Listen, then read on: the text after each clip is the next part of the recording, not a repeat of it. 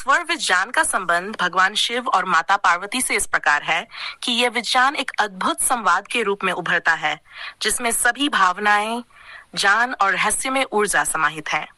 भगवान शिव, जो योग के आदि गुरु माने जाते हैं, ने इस अद्वितीय ज्ञान को माता पार्वती को दिया। कल्पना कीजिए, एक शांत गहन वातावरण है।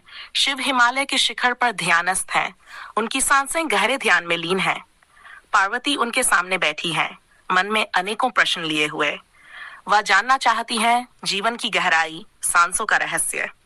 हे महादेव, पार्वती ने विनम्रता से कहा, ये सांसें कैसे हमारे जीवन को नियंत्रित करती हैं?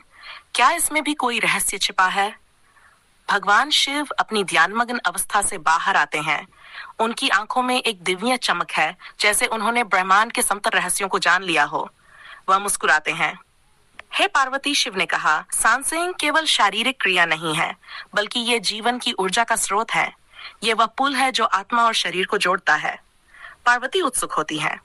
कृपया विस्तार से बताइए स्वामी। शिव ने गहरे स्वर में कहा, यह शरीर एक यंत्र है। इसमें 3 मुख्य नाड़ियां होती हैं, इड़ा, पिंगला और सुषुम्ना। जब सांसें बाईं नासिका से चलती हैं, तो इसे वाम स्वर कहा जाता है और ये इड़ा नाड़ी से संबंधित होता है। ये शांति, ठंडक और मन की स्थिरता का प्रतीक है। और दाईं नासिका से? पार्वती ने अधीरता से पूछा। जब सांस दाईं नासिका से चलती है, तो इसे दक्षिण स्वर कहते हैं। यह पिंगला नाड़ी से संबंधित है, जो ऊर्जा, गर्मी और क्रियाशीलता का प्रतीक है।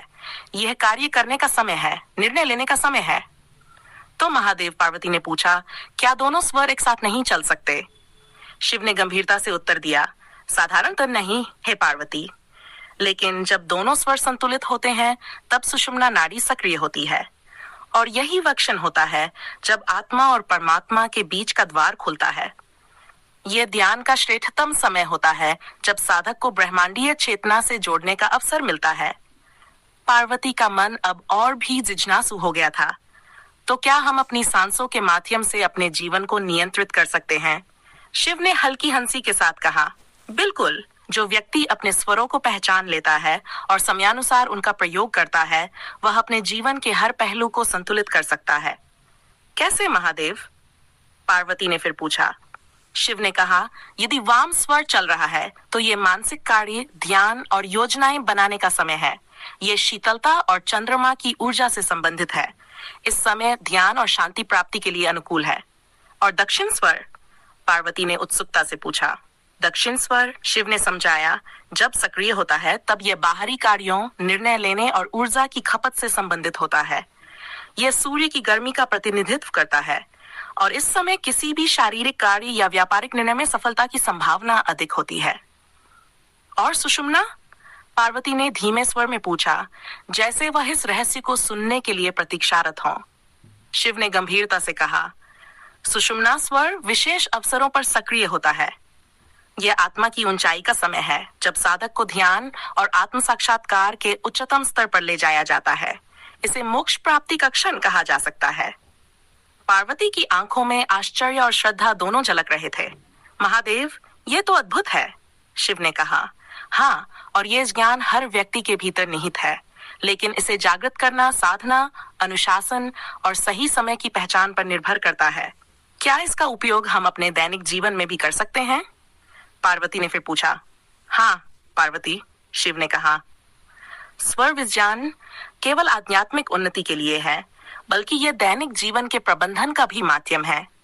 यदि कोई व्यक्ति सही स्वर के समय पर सही कार्य करे, तो वह अपने जीवन में अधिक सफल हो सकता है। कृपया उदाहरण दीजिए, पार्वती ने आग्रह किया।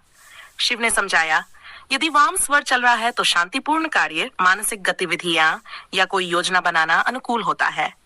वहीं जब दक्षिण स्वर सक्रिय हो, तब बाहरी कार्य, व्यापारिक निर्णय या कोई शारीरिक कार्य करना लाभदायक होता है। और जब सुषुम्ना स्वर सक्रिय हो, तब ध्यान या किसी आध्यात्मिक साधना का अभ्यास करना सबसे उपयुक्त होता है। पार्वती ने सिर हिलाते हुए कहा, यह तो जीवन को संपूर्ण रूप से नियंत्रित करने का विज्ञान है।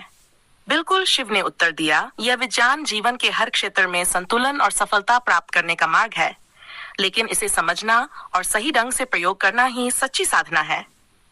पार्वती ने भगवान शिव की ओर कृतज्ञता से देखा। उनके मन में अब कोई संदेह नहीं था। स्वर विज्ञान के माध्यम से उन्होंने सांसों के माध्यम से जीवन के रहस्यों को समझने का मार्ग पाया था। आपका धन्यवाद महादेव, पार्वती ने कहा। अब मैं इस ज्ञान का उपयोग अपने जीवन में और संसार की भलाई के लिए करूंगी। भगवान शिव मुस्कुराए। यह तुम्हारी साधना और समर्पण ही तुम्हें इस ज्ञान का सच्चा अधिकारी बनाता है। जाओ और इस ज्ञान को संसार में फैलाओ ताकि लोग अपने जीवन को बेहतर बना सकें। और इस प्रकार स्वर विज्ञान का ये दिव्य ज्ञान माता पार्वती के माध्यम से पूरे संसार में फैल गया।